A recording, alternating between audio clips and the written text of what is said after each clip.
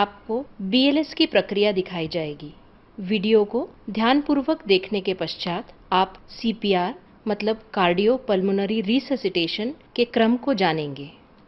Basic life support की आवश्यकता कहीं भी कभी भी पड़ सकती है।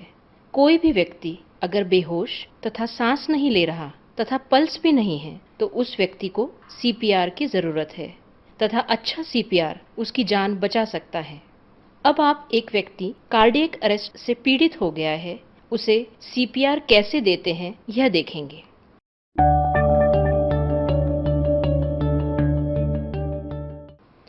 सबसे पहले मरीज का रिस्पॉन्स और सांस की जांच कीजिए। मरीज के कंधे, छाती को दबाकर पुकारें, क्या आप ठीक हैं? इसी के साथ देखें कि क्या मरीज की सांस चल रही है। यदि मरीज प्रतिक्रिया नहीं दे रहा अथवा सांस ठीक से नहीं चल रही है तो इमरजेंसी रिस्पॉन्स सिस्टम एक्टिवेट करें। उन्हें ऑटोमेटेड एक्सटर्नल डिफिब्रिलेटर यानी कि AED भी लाने के लिए कहें। इसके तुरंत बाद मरीज की कैरोटिड आर्टरी की पल्स चेक कर लें। पल्स चेक करने में कम से कम 5 सेकंड तथा ज़्यादा से ज़्यादा 10 सेकंड से अधिक समय ना लें। कैरोटिड आर्टरी पर नब्ज का पता लगाने के लिए 2 या 3 उंगलियों से पहले ट्रेकिया का पता करें और फिर धीरे धीरे उंगलियों को एक तरफ खिसकाते हुए स्टर्नोक्लीडोमास्टॉइड मसल के ग्रूव में लाएं। अगर कैरोटिड पल्स नहीं मिल रही है तो तुरंत CPR शुरू करें। CPR के 3 स्टेप्स C, A, B क्रम में करने हैं। C का मतलब चेस्ट कंप्रेशन, A यानी एयरवे और B यानी ब्रीदिंग। चेस्ट कंप्रेशन देने की जगह निश्चित कर लें। यह जगह 2 निप्पल को जोड़ने वाली लाइन पर स्टर्नम के ऊपरी 2/3 तथा निचले 1/3 हिस्से के पॉइंट पर होती है। चेस्ट कंप्रेशन देने के लिए खुद के हथेली का निचला हिस्सा यानी कि हील ऑफ द पाम का इस्तेमाल करते हैं और दूसरी हथेली इसके ऊपर रखी जाती है। कंप्रेशन करने हेतु अपनी भुजा को सीधा रखना होता है और कंप्रेशन के लिए खुद के शरीर के वजन से प्रेशर बनाया जाता है। सिर्फ कंधे हिलाने से पर्याप्त मात्रा में प्रेशर नहीं बनता। कंप्रेशन की डेप्थ हर बार कम से कम 5 सेंटीमीटर अथवा 2 इंच होनी चाहिए। कंप्रेशन करने के लिए जितना समय लगता है उतना ही समय चेस्ट रिकॉइल के लिए देना ज़रूरी है। कंप्रेशन की गति कम से कम 100 कंप्रेशन पर मिनट होनी चाहिए। कंप्रेशन से सर्कुलेशन मेंटेन होगा और साथ में रेस्पिरेशन के लिए एयरवे मेंटेन करते हुए रेस्क्यू ब्रीदिंग करना होगा। एयरवे मेंटेनेंस के लिए हेड टिल्ट, चिन लिफ्ट और जॉ थ्रस्ट मैन्यूवर का इस्तेमाल करते हैं।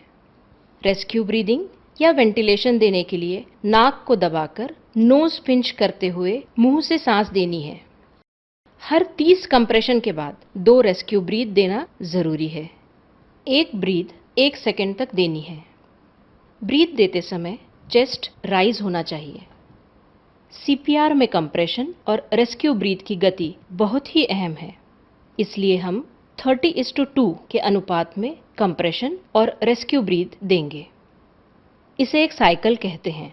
ऐसी 5 साइकिल हमें 2 मिनट में पूरी करनी होती है। 2 मिनट के पश्चात आपको फिर से मरीज का रिस्पॉन्स, कैरोटिड आर्टरी पल्स और ब्रीदिंग चेक करना है। यह चेकिंग ज़्यादा से ज़्यादा 10 सेकंड में हो जानी चाहिए। यह प्रक्रिया मरीज के होश में आने तक तथा अन्य रेस्क्यूअर आने तक जारी रखना है।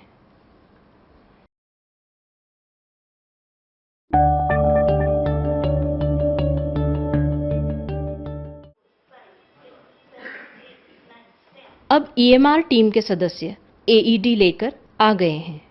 AED को मरीज के करीब रखें। AED चलाने वाला बचावकर्ता भी नज़दीक रहे ताकि AED के कंट्रोल्स नज़दीक रहेंगे और पैड लगाना भी आसान होगा। इस बीच पहला बचावकर्ता CPR जारी ही रखेगा। अब दूसरा बचावकर्ता AED को खोलकर उसके पैड्स उचित जगह पर रखेगा। एक pad right half of sternum just below the clavicle रखें और दूसरे पैड को लेफ्ट साइड के निपल के बाजू में रखें।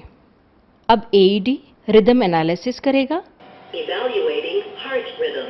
उतने समय के लिए CPR को रोकना है। Do not touch patient. अब एईडी द्वारा दिए गए सूचना एवं निर्देशों का पालन करें।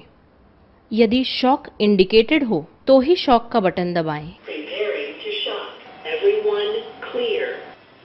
Press flashing button.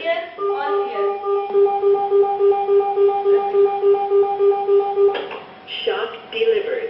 इसके तुरंत बाद सीपीआर शुरू करें और 2 मिनट तक जारी रखें। शॉक इंडिकेटेड ना होने पर भी तुरंत फिर से सीपीआर जारी रखें और 2 मिनट तक करते रहें। अब एईडी संचालित करने वाला बचावकर्ता बैग और मास्क वेंटिलेशन का जिम्मा संभालेगा और 30 चेस्ट कंप्रेशन के बाद 2 रेस्क्यू ब्रीदिंग देगा। फिर 2 मिनट के सीपीआर के बाद 3 मुख्य चीजें करें। पहला पल्स चेक, दूसरा एईडी से रिदम चेक और तीसरा बचावकर्ता आपस में कंप्रेशन और रेस्क्यू ब्रीदिंग की जिम्मेदारी बदलें। बीएलएस कब तक जारी रखना है? तब तक जब तक पल्स ना आ जाए या फिर जब तक एडवांस्ड लाइफ सपोर्ट टीम ना आ जाए। वो टीम जिसमें डेफिनेट एयरवे, आईवी लाइन और मैनुअल डिफिब्रिलेटर उपलब्ध हो।